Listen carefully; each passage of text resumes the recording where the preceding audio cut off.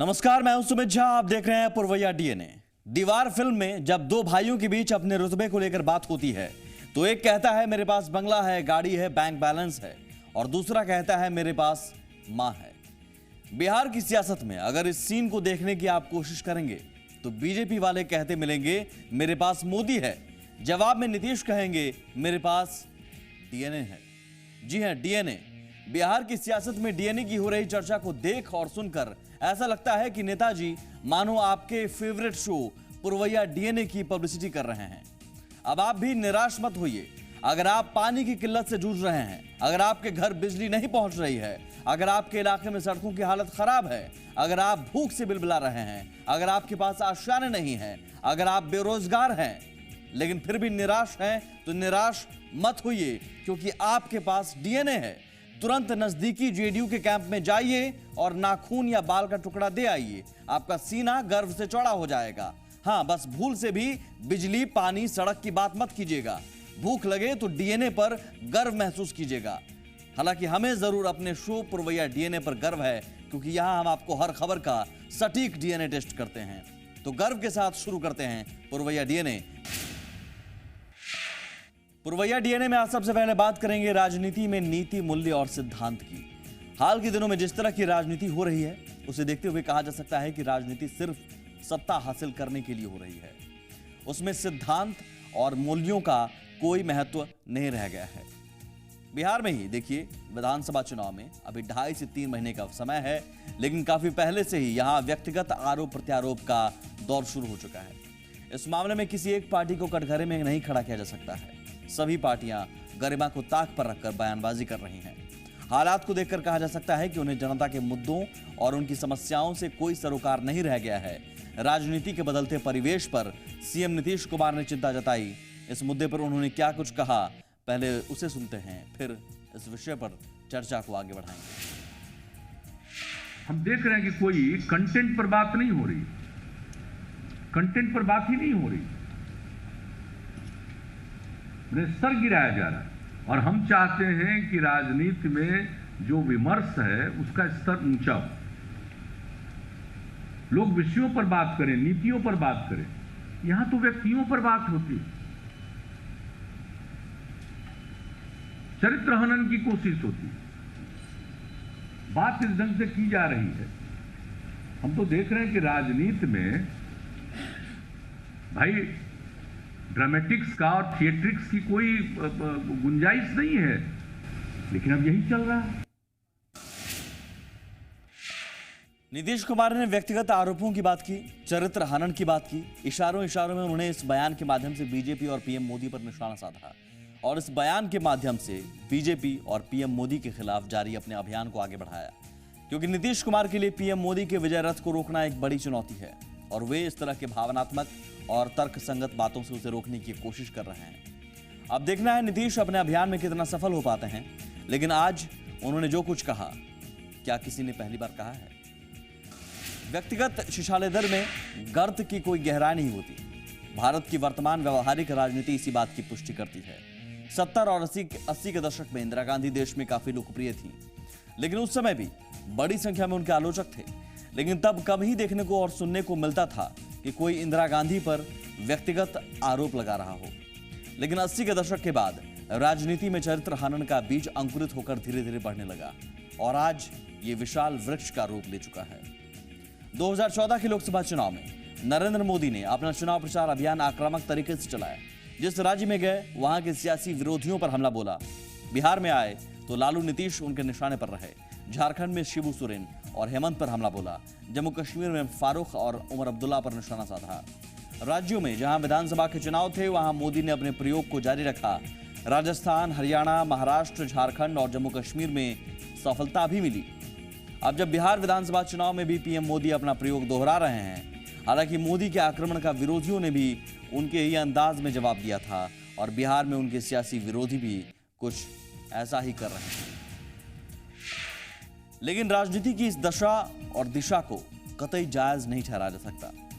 अब देखिए, बिहार में ही इस समय डीएनए पर दंगल छिड़ा हुआ है। बाल और नाखून के सैंपल कलेक्ट किए जा रहे हैं।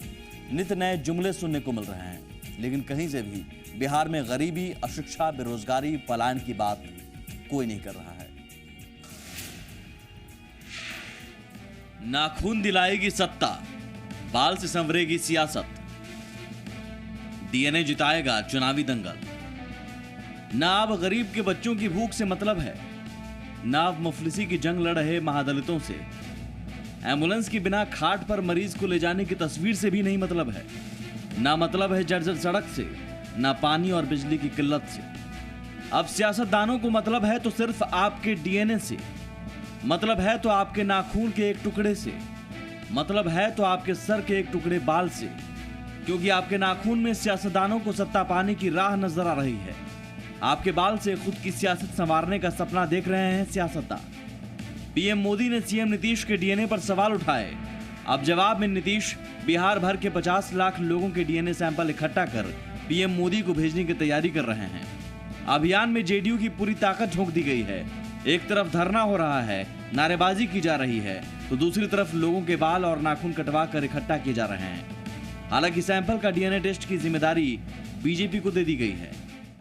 और बिहार के मुख्यमंत्री का नाम लेकर करके डीएनए पर सवाल खड़ा करना, आदरणीय नरेंद्र मोदी जी, नीतीश कुमार जी के तो माँ पिता, व्यक्तिगत डीएनए का सवाल है। स्वतंत्रता आंदोलन के गर्भ से पैदा हुए हैं।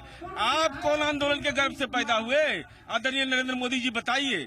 राज्य के मुख्यमंत्री का नाम लेकर के तो आज हम उनको डीएनए का सैंपल भेज रहे हैं।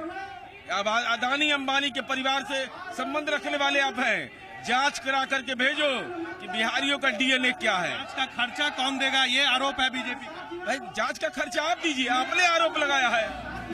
सवाल है कि डीएनए पर मचे बवाल और सैंपल के रूप में इकट्ठा किए जा रहे बाल में जनता से जुड़े मुद्दे कहां हैं? क्या चुनाव आते ही विकास के मुद्दों पर उठते सवालों से बचने की सियासतदानों की ये कोशिश है?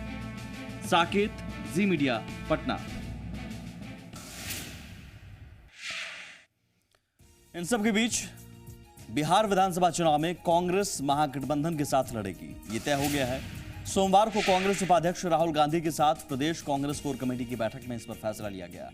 महागठबंधन के तहत कांग्रेस 40 से 50 सीट पर चुनाव लड़ने के संकेत दिए हैं। इस विषय पर प्रदेश कांग्रेस के नेता जल्द ही मुख्यमंत्री नीतीश कुमार और आरजेडी अध्यक्ष लालू प्रसाद से बात करेंगे। यानी दिल्ली में राहुल गांधी के साथ हुई बैठक के बाद यह साफ हो गया कि बिहार में 36 साल तक शासन करने वाली पार्टी एक बार फिर क्षेत्रीय पार्टियों की पिछलग्गू ही बनेगी। राष्ट्रीय पार्टी कांग्रेस बिहार में अगर आज क्षेत्रीय पार्टियों के पिछलग्गू बनने को तैयार है तो उसके पीछे कोई और नहीं, खुद कांग्रेस ही जिम्मेदार है। क्योंकि 1990 के बाद जब से कांग्रेस के हाथ से बिहार में सत्ता गई, कभी वो मजबूती से चुनाव लड़ती नजर नहीं आई। और यही कारण है कि हर विधानसभा चुनाव में उसकी सीटों की संख्या घटती जा रही है। 2010 में कांग्रेस बिहार के सभी 243 सीटों पर चुनाव लड़ी थी, लेकिन 239 सीटों पर उसे हार का सामना करना पड़ा, जबकि मात्र 4 सीटों पर ही उसके उम्मीदवार जीत पाए। जो उम्मीदवार जीते उसमें उनकी व्यक्तिगत प्रभाव ज्यादा था, पार्टी का प्रभाव कम। अब कांग्रेस एक बार फिर खुद को बिहार में पुनर्जीवित करने की कोशिश कर रही है, वो भी ऐसे समय में जब केंद्र में नरेंद्र मोदी का प्रभाव बढ़ रहा है और कांग्रेस केंद्र में अपनी चमक खो चुकी है। ऐसे में हर स्तर पर बिहार में नीतीश और लालू की पिछलग्गू बनना कांग्रेस की मजबूरी है। और यही कारण है कि कांग्रेस बिहार में अब खुद के विस्तार के बदले महागठबंधन में अपने विस्तार की संभावनाओं को तलाश रही है। ऐसे में कांग्रेस के सामने आए बड़ी चुनौती आने वाले समय में महागठबंधन में अधिक से अधिक सीट हासिल करने की होगी। अब देखना है बिहार में 36 साल राज करने वाली पार्टी कांग्रेस एक समय उसके सियासी दुश्मन रहे लालू और नीतीश की पिछलग्गू बनकर कैसे एक बार फिर बिहार में मजबूत होती है। एक छोटे से ब्रेक के बाद मजबूती की बात करेंगे पुलिस की। क्या हमारा पुलिस तंत्र मजबूत है? और अगर मजबूत नहीं है तो उसके पीछे क्या पुलिस जिम्मेदार है या फिर सियासतदान?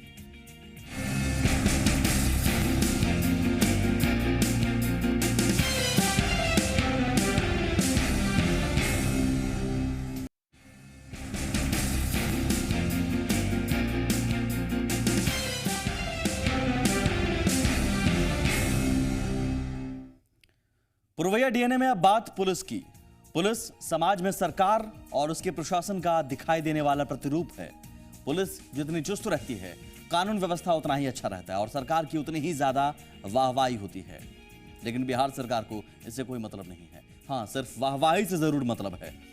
भले ही उनके जवान भूखे पेट रहे हैं, उनके जवानों के जान के साथ खिलवाड़ होता रहे, जवानों को लेकर जरा भी गंभीर नजर नहीं आ रही है सरकार। ये हम यूं ही नहीं कह रहे हैं, पहले आप इस रिपोर्ट को देखिए और फिर आगे हम बिहार पुलिस की स्थिति पर चर्चा करेंगे।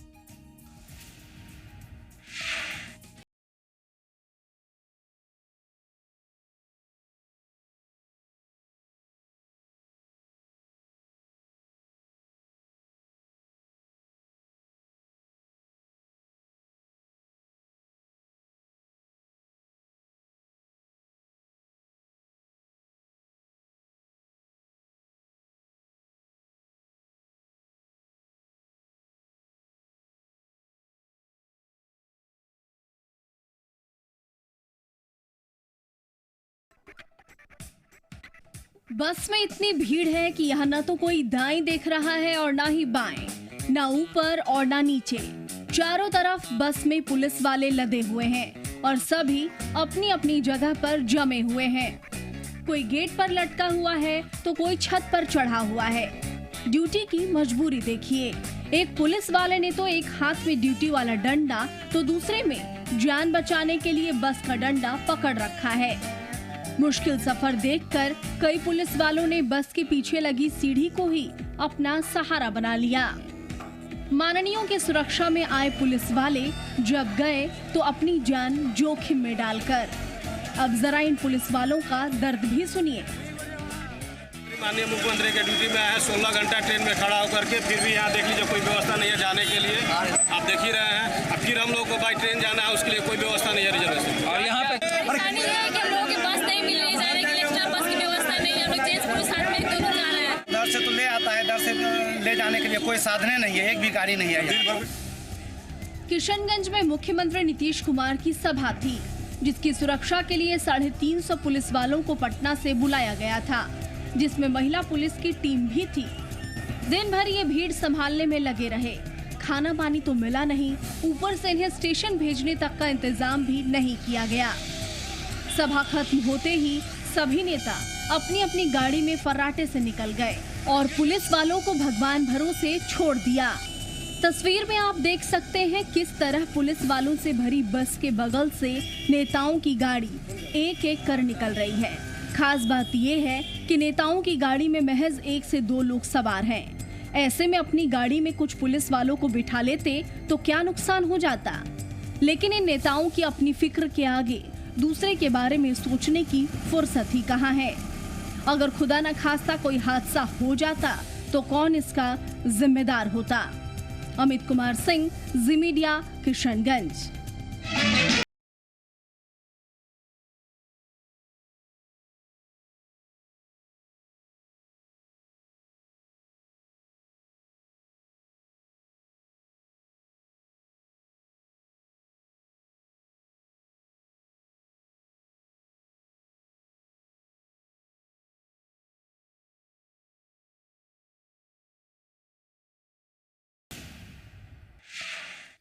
किशनगंज में दरअसल सीएम नीतीश कुमार सभा को संबोधित करने के लिए स्टेट प्लेन से आए थे।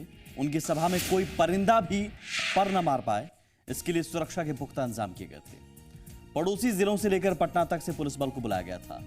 सीएम की सुरक्षा में लगे जवान कैसे गए थे और कैसे लौटे, ये तस्वीरें आप देख रहे हैं। कहने को तो ये सरकारी सेवक हैं, लेकिन सरकार की ओर से कोई सुविधा नहीं मुहैया कराई गई।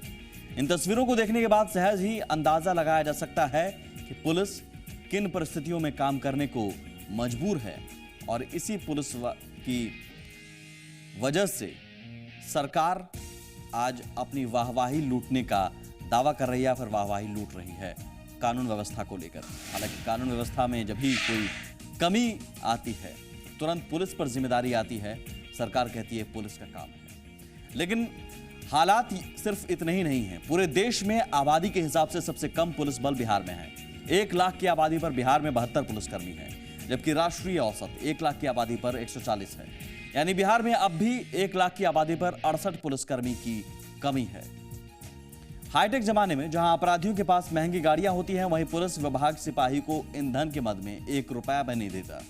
सिपाही को आज भी साइकिल अलाउंस ही मिलता है। जी हां, साइकिल अलाउंस, जो बिहार में 60 रुपए प्रति माह है।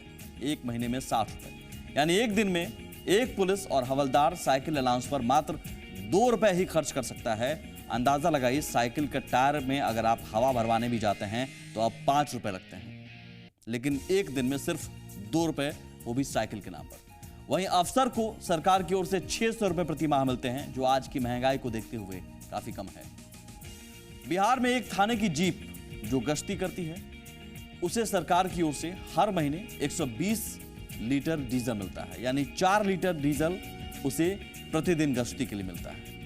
अब आप बताइए, 4 लीटर डीजल में पुलिस 24 घंटे कैसे एक क्षेत्र में गश्ती करेगी, वो भी उस जीप के सहारे जो शायद 1 लीटर में मुश्किल से 10 से 15 की माइलेज देती हो। यानी कि 4 लीटर में आप अंदाजा लगाइए 40 किलोमीटर, 30 से 40 किलोमीटर। और ग्रामीण इलाकों में जाइएगा तो एक थाने के अंतर्गत कई गांव, कई कस्बे होते हैं। कैसे वहां पर गश्ती की जाती होगी, अंदाजा आप लगा सकते हैं। पुलिस विभाग का सिपाही हमेशा ड्यूटी पर माना जाता है, यानी दिन के 24 घंटे और सप्ताह से 7 दिन और महीने के 30 दिन वो ड्यूटी बजाता है। बिहार में पुलिस, हवलदार और दरोगा को साल में 12 दिन ही सरकारी छुट्टी मिलती है, जबकि दूसरे विभाग के कर्मचारियों को साल में 109 दिन का अवकाश मिलता है। यानी एक पुलिसकर्मी दूसरे विभाग के कर्मचारियों के मुकाबले ज्यादा काम करता है। पुलिस विभाग में ओवर टाइम की कोई सुविधा नहीं है। ड्यूटी के संबंध में मानवाधिकार आयोग और सुप्रीम कोर्ट ने 8 घंटे की ड्यूटी की बात कही है।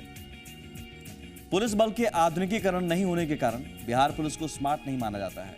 इसके पीछे की सबसे बड़ी वजह पुलिस बल में दक्ष लोगों की घोर कमी को माना जाता है। बिहार पुलिस में जवानों, तकनीकी रूप से दक्ष लोगों के अलावा ड्राइवर, सार्जेंट और सार्जेंट मेजर की भी कमी है। विभाग में हर कदम पर कमियां हैं। योजनाओं को ही लीजिए, सरकार योजना शुरू तो कर देती है, लेकिन उसे चलाने के लिए भविष्य में धन की व्यवस्था कहां से होगी, इस बारे में नहीं सोचती है। अब देखिए, बिहार में थानों को कंप्यूटराइज्ड बनाने के लिए तेजी से काम हो रहा है, लेकिन कंप्यूटरों के रखरखाव के लिए कोई बजट नहीं मिला। मतलब साफ है, अगर कंप्यूटर में कोई खराबी आती है तो थानेदार या मुंशी को अपनी जेब से उसे सही कराना पड़ता है। अगर नहीं सही कराए तो वो बड़े बड़े सड़ जाएंगे। इन सब के अलावा भी बिहार में पुलिस को कई समस्याओं से दो चार होना पड़ता है, लेकिन जवान अभाव में भी हम सब की हिफाजत कर रहे हैं। आपको बता दें कि सरकारी अंगरक्षक पाने वाले वीआईपी श्रेणी के लोग सबसे ज्यादा बिहार में हैं। वर्ष 2013 में इनकी संख्या 3,591 थी। तब बॉडीगार्ड्स मुहैया करवाने के बद में एक साल में 141.95 करोड़ रुपए खर्च हुए थे।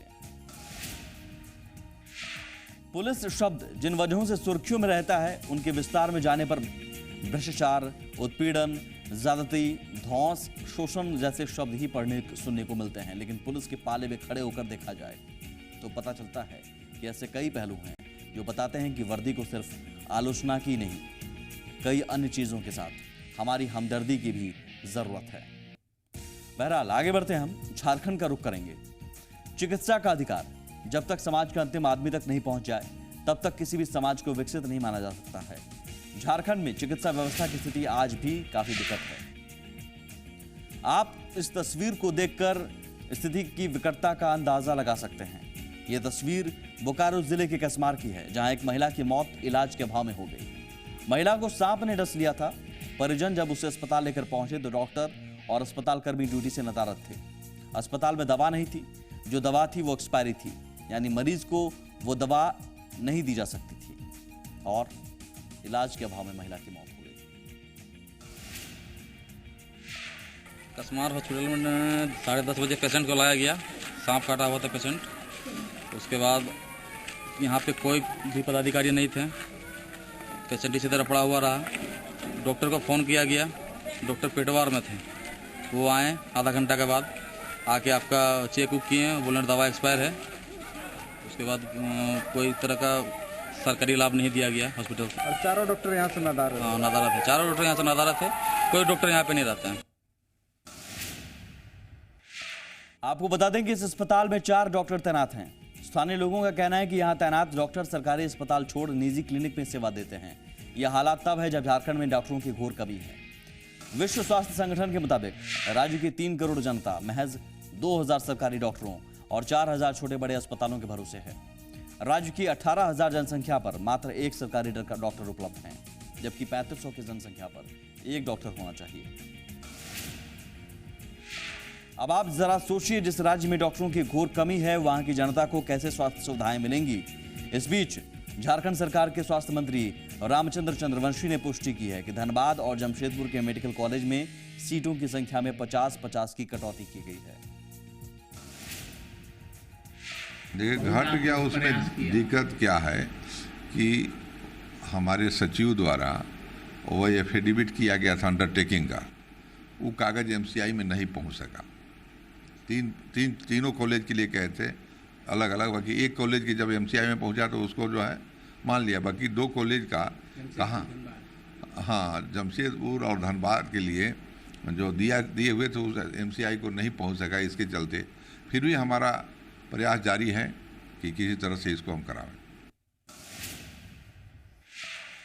चलिए, बहरहाल पुरवैया डीएनए में बस इतना ही। नमस्कार।